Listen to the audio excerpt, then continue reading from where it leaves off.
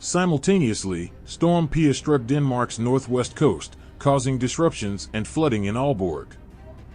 The storm, originating near the Faroe Islands, is expected to move towards the Iberian Peninsula over the weekend, impacting Portugal, Spain, and southern France. In Norway, the storm led to flight cancellations, disrupted ferry services, and coastal flooding.